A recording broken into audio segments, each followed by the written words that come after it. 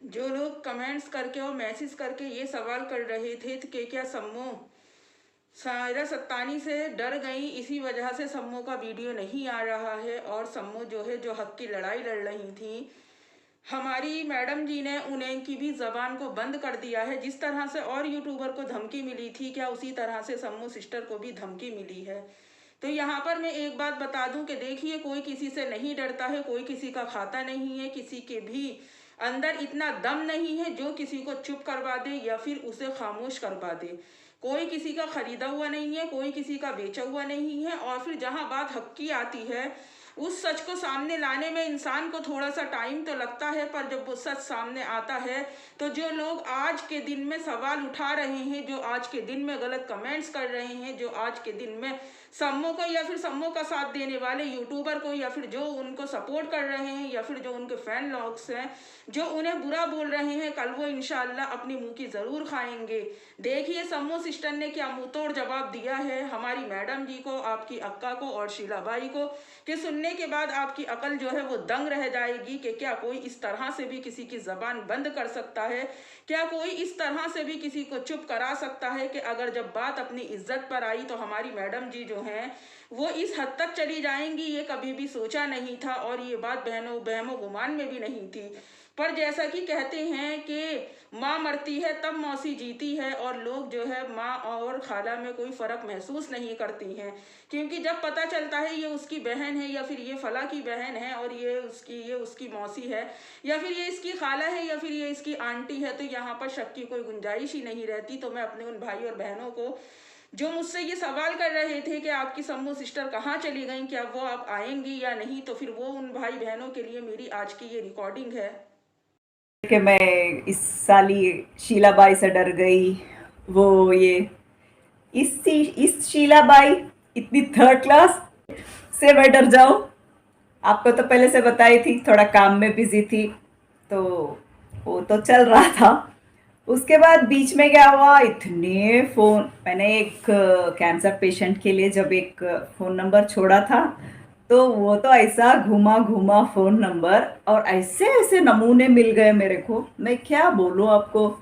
बहुतों ने बहन बना लिया, बेटी बना लिए, बहुत अच्छा दिखा। सब मेरे को इतना ही पूछ रहे थे कि नेक्स्ट क्या होगा क्या होगा क्या होगा। चलो भाई, नेक्स्ट जो होगा वो तो आपको नहीं, अब सबको पता चलेगा, वो बोलने की जरूरत नहीं थी मेरे को। बहुत अच्छे से बात भी की, और जो जो वो मेरी फैमिली के बारे में सब पूछ रहे थे तो बहुत अच्छे से भी बोल रही थी बहुत अच्छे से घुमा भी रही थी। अब तो शायद आपको कोई ना कोई मेरा रिकॉर्डिंग डाल के सुना भी दे कि देखो सम्मो ऐसा बात करती है वैसा बात करती है। मजा आएगा, जो भी है जिनसे भी बात की हूँ, अगर आपको सुनाना चाहते तो बिंदास सुनाइए, क्योंकि मैं तो पहले से भी बोलती हूँ ना, मैं इधर कैमरे में, मैं जब टिकटॉक से हूँ तब से लेके आज तक भी ना झूठ बोली हूँ ना बोलूँगी, और ना तो मैं मेरी फैमिली के बारे में किसी को बताई हूँ ना बताऊंगी।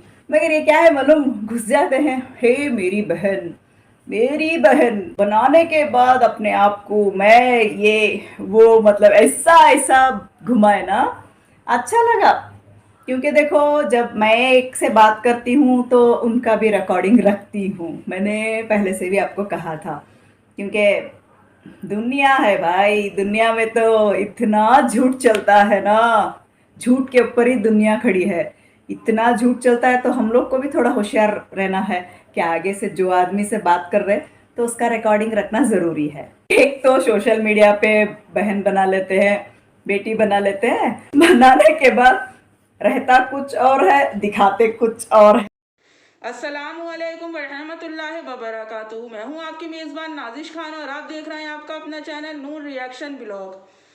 ये आज के वीडियो बनाने का मेरा जो मकसद है, जैसे कि आपने मेरा थंबनेल देख ही लिया होगा, थंबनेल देखने के बाद आपको अंदाज़ा हो गया होगा कि आज का मेरा वीडियो का मौजूद गुफ्तगू क्या है।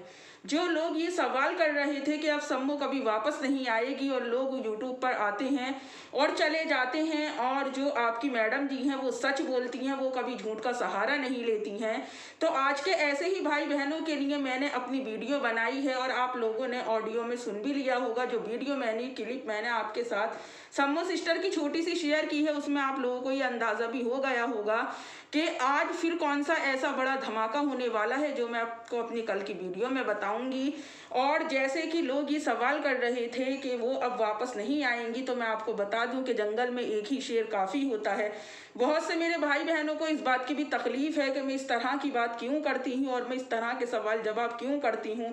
और ये भी एक हक बात है कि अगर सम्मो सिस्टर हक पर हैं तो इंसाफ उन्हें ही मिलना है, और अगर मैडम जी हक पर हैं तो इंसाफ उन्हें ही मिलना है, क्योंकि अल्लाह ताला जब फैसले करता है तो वो भेदभाव नहीं करता है। यहाँ पर हम और आप लोग झूठ का सहारा ले सकते हैं, पर अल्लाह पाक के घर जाने के बाद हम दुनिया में जो काट कर आए हैं हमें उसी का हिसाब देना है। जैसे कि सम्मो सिस्टर ने अपनी क्लिप में बताया कि लोगों के यहाँ पर कई तरह के चेहरे होते हैं और लोगों के बात करने का भी अंदाज कई तरह का होता है, और यहाँ पर वाईटी पर हम समझ नहीं पाते कि कौन हमारे साथ खड़ा है और कौन हमारे पीछे खड़ा है और कौन हमारी पीठ के पीछे वार कर रहा है। तो यहाँ पर मैं अपनी एक बात ये कहना चाहती हूँ कि सम्मो सिस्टर, आपने जो बोला है वो 16 आने सच बात बोली है। यहाँ पर लोग वाईटी पर आने के बाद अपने ज़मीर का इस तरह से सौदा करते हैं कि अपनी दूसरों को वो ताने मारते हैं कि आपने अपने ज़मीर का सौदा कर लिया, पर जब उनके ज़मीर के सौदा करने की बात आती है और जब उनको कहने की बात आती है तो वो ये बात भूल जाते हैं कि कल के दिन हमने किसी इंसान को क्या बात बोली थी और आज हम उसके लिए किस तरह के अल्फाज यूज़ कर रहे हैं। क्या वो गलत है? जो हम कर रहे हैं वही वो कर रहा है, वो तो फिर भी एक हद और एक दायरे में रहकर कर रहा है। जो लोग ये सवाल उठाते हैं कि आप हमारी बहन हो, आप हमारी खाला हो, आप हमारी फुप्पो हो, तो मैं उनसे ये सवाल करना चाहती हूँ कि जब इतने रिश्ते आप वाईटी पर आकर बनाते हैं तो फिर ज़रा सारी बात में आप फिर उन रिश्तों को तोड़ कैसे देती हैं। और ये बात दर हकीकत सच्चाई है कि वाईटी पर खाने के दांत और होते हैं और दिखाने के दांत और होते हैं। यहाँ पर सब कुछ वो नहीं होता जो कि आप लोग देखती हैं। अब ये आपके देखने और सोचने समझने का ही तो नज़रिया था कि अगर 4 दिन सम्मो ने अपनी वीडियो को अपलोड नहीं किया, किसी वजह से वो किसी अपने काम की वजह से अगर वो यूट्यूब पर एक्टिव नहीं रह पाई, तो लोगों ने इस बात को सोच लिया कि शायद सम्मो जो है वो झूठी है और वो अपनी बात जो है लोगों के सामने नहीं लाना चाहती और वो भी डर कर भाग गई है। क्या सम्मो को भी कोई धमकी मिली है? जबकि ऐसा कहीं से कहीं तक भी नहीं है, पर उन अंधभक्तों की आंखों पर जो है चश्मा चढ़ गया है।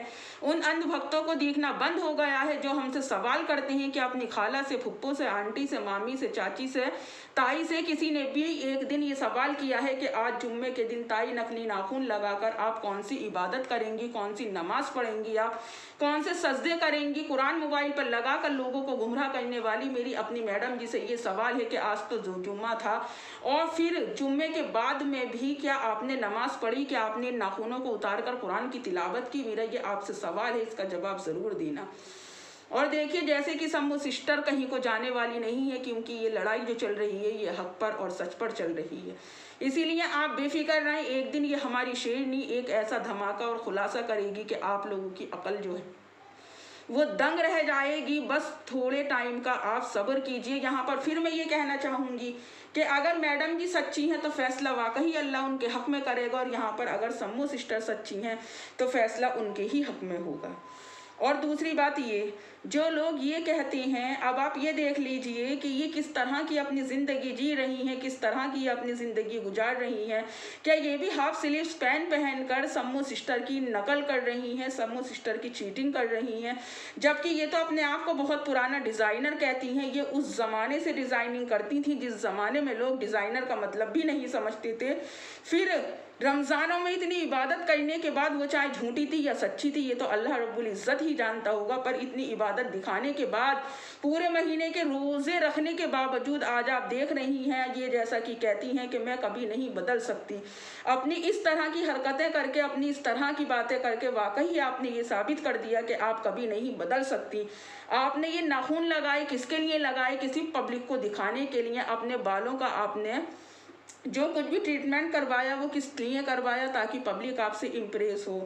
तो देखिए, पब्लिक को इम्प्रेस करने से यहाँ पर किसी को कुछ भी नहीं मिलता है, क्योंकि जो भी इंसान जो सच्चा मुसलमान होता है वो अपने रब को राज़ी करता है। वो दुनिया में रहने के लिए आशाई से नहीं ढूंढता है, वो कब्र में रहने के लिए सुकून और आरामदायक अपने अमालों का, अपने हिसाबों का, अपने गुनाहों का कफ़ारा और अपनी कब्र में जाने की तैयारी वो इसी दुनिया में करता है। और जो लोग हमें कमेंट्स करके ये कहते हैं कि आप मरियम शेख के बारे में बात करो, आप रेहाना खान बॉस के बारे में बात करो और आप सम्मो को सपोर्ट कर रही हो, यहाँ पर कोई किसी को सपोर्ट नहीं कर रहा है, क्योंकि वाईटी है, यहाँ पर कोई किसी का सगा नहीं है। यहाँ पर सिर्फ हक की और सच की बात हो रही है। तो मेरा अपने उन व्यूवर से ये सवाल है कि क्या रेहाना खान बॉस ने किसी के 15 लाख रुपए मारे हैं, क्या फिर मरियम शेख ने किसी के ऊपर भी इतनी गलत हरकतें की हैं? क्या मरियम शेख का मुमताज़ बंगालन के साथ कोई रिश्ता था? क्या मरियम शेख के लिए ही जीनत केस जो है बाहर आया था, जो फिलहाल अभी रीओपन भी होने वाला है? आप देखिए, सुबह उठती हैं, कुरान मोबाइल पर चलाकर उसकी तिलावत का ढोंग रचाती हैं, लंबे लंबे नाखून रखती हैं, बालों को अपना ट्रीटमेंट करवाती हैं। कौन सी हदीस, कौन सी शरीयत इन्हें इस बात की इजाज़त दे रही है? हमारे ऊपर तो लोग तनकीद करने आ जाते हैं, लोग सवाल उठाने आ जाते हैं।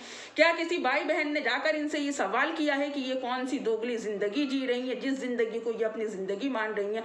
क्या वाकई इनकी ज़िंदगी, और जो हमसे सवाल करते हैं, आज मेरा उनसे एक पर्सनली सवाल है कि जब ये अपने शौहर की बेइज्जती कर रही थी, जब ये 15 लाख रुपये रेहाना खान बॉस के मार रही थी, जब जीनत का केस और जीनत का मुद्दा बाहर आया, जब मुमताज़ बंगालन का जिक्र बाहर आया, जब छोटे छोटे यूट्यूबरों की इनकी तरफ से धमकी आई, जब मेहुल मेहता को 50,000 में ख़रीदने की कोशिश की गई, क्या किसी भी यूट्यूबर मेरे भाई बहन ने इनके ऊपर कोई सवाल उठाया? जब ये चांद रात के दिन गंगूबाई बन रही थी, जब ये चांद रात के दिन रेखा बन रही थी, जब ये बगदाद जाकर रील्स और वीडियो बना रही थी, जब ये बगदाद जैसी जगह में अबाया को प्रमोशन के लिए ओढ़ रही थी, क्या मेरे किसी भी भाई बहन ने इनसे सवाल किया? जब आप उनसे सवाल नहीं कर सकते तो 2-2 रुपये में बिकने वालों बेऔकात वाली बेऔकाती चीज़ों फिर आप हमसे सवाल करने क्यों आते हैं? फिर आप हमारे ऊपर एतराज़ क्यों उठाते हैं? हम तो फिर भी जो कुछ भी कर रहे हैं वो पर्दे के दायरे में रहकर कर रहे हैं। अगर हमारा भी कोई छुपा हुआ राज है या फिर हमारी भी कोई छुपी हुई बात है तो मैं आपसे कहती हूँ कि आप वो सामने लेकर आओ। आप बताओ हमें कि हम इस तरह की दोगली ज़िंदगियाँ जी रहे हैं, हमें इस तरह की ज़िंदगी नहीं जीनी चाहिए। मेरे कान पक गए हैं ये सुनते सुनते कि आप सायरा का पीछा क्यों नहीं छोड़ती। तो मैं उन कान पकाने वाले अपने भाई बहनों से कहती हूँ, क्या आपकी सायरा आंटी, क्या आपकी अम्मी अपनी अज़तबाजी ज़िंदगी में कुछ बदलाव कर रही हैं? नहीं कर रही हैं। लोगों के बार बार टोकने के बावजूद उन्होंने अपने नेल्स उतार तो दिए थे, पर देखिए वापस वो अपने रूप में आ गई। और सुबह में कौन सा पर्दा होता है और शाम में कौन सी बेपर्दगी होती है। अपने बेटे को जब सम्मो सिस्टर ने कहा था कि वो तराबियों के नाम पर बार में जाता है तो इन्होंने उस चीज़ को झुठला दिया था। आज देखिए अल्लाह ने सच इनके मुँह से निकलवाया है और ये खुद इकरार करती हैं कि हाँ मेरा बेटा बार में जाता है और मेरा बेटा जो है वो घूमने के लिए गया था, मौज मस्ती करने के लिए गया था। आप तो कहती हैं कि आपने अपने बच्चों की इस तरह से तरबियत की है, आपके बच्चों के ऊपर ये आपकी तालीम और तरबियत का ही हिस्सा है। तो क्या आपने उन्हें बार में जाकर नाचने की ही इजाज़त दी थी? कि आपने उन्हें नंगी नंगी लड़कियों के साथ, गैर महरम औरतों के साथ, गैर महरम औरतों को छूने की और उन्हें टच करने की ही तरबियत दी थी? देखिए एक कितना ही बुरा इंसान हो पर वो ये चाहता है कि अगर हमारी ज़िंदगी गुजर गई तो हमारी औलाद की ज़िंदगी उन हालातों में, उन तकलीफ़ों में और उन गंदे अमालों में ना गुजरे जो गुनाह हमसे हो गए। अल्लाह वो हमारी औलाद के लिए ना हो। तभी तो नमाज़ पढ़कर दुआ मांगनी चाहिए कि मौला मुझे भी आबाद रखो, मेरी नस्लों को भी शाद और आबाद रख। जिन गुनाह से तूने मुझे बचाया है मेरी नस्लों को भी उन गुनाह से बचा। 50% लोग इस बात को नहीं जानते होंगे कि नमाज के बाद ये अपनी जिस वक्त की भी दुआ करनी चाहिए उसमें अपनी नस्लों के लिए, नस्लों के लिए, उनके शाद और आबाद रहने के लिए, उनकी इज्जत और मर्तबे के लिए ज़रूर दुआ मांगनी चाहिए। क्योंकि जो चीज़ हमें मिलती है वो हमारे बड़े बूढ़ों से मिलती है और अगर हमारे बड़े बूढ़ों ने अपनी नस्लों के हक़ में दुआ की होगी तो वो हमें दुआ मिलेगी, और अगर हमारे बड़े बूढ़ों ने हमारी नस्लों के हक़ में बद्दुआ दी होगी तो हमें बद्दुआ मिलेगी। तो मेरा इनसे मैडम जी से ये सवाल है, ये जो कहती हैं सब कुछ इन्होंने अपने बड़े बूढ़ों से सीखा है, तो आप उन मरहूमीन का नाम यहाँ पर सोशल मीडिया पर उछाल रही हैं कि आपके बड़े बूढ़ों ने इस तरह की ही बातें सिखाई हैं कि बाद में जाकर नाचो, तराबी के नाम पर, इबादत के नाम पर लोगों को गुमराह करो और उस वक्त मौजूद आप बाढ़ में रहो। जो लोग हमसे सवाल कर रहे हैं वो कम से कम थोड़ी तो सोचें, कम से कम उन्हें थोड़ी तो हया आनी चाहिए। और देखिए सम्मो सिस्टर कहीं नहीं जाएंगी, क्योंकि जब एक बेटी अपने बाप के हक के लिए लड़ रही है, अपने घर के हक के लिए लड़ रही है, तो वो मेरी बहन कभी भी यूट्यूब छोड़कर नहीं भागेगी। बेशक उसे सच लाने में थोड़ा टाइम लगेगा पर इंशाअल्लाह वो सच ज़रूर सामने लेकर आएगी और ऐसा सच सामने आएगा कि लोगों की अकल दंग रह जाएगी। और एक बात का और खुलासा मैं अपनी कल की वीडियो में करूँगी, तो आज की वीडियो को मैं यहीं पर एंड करती हूँ। अपना और अपने घर वालों का खुसूसी ख्याल रखें और मुझे भी खुसूसी दुआओं में याद रखें। अल्लाह हाफिज़।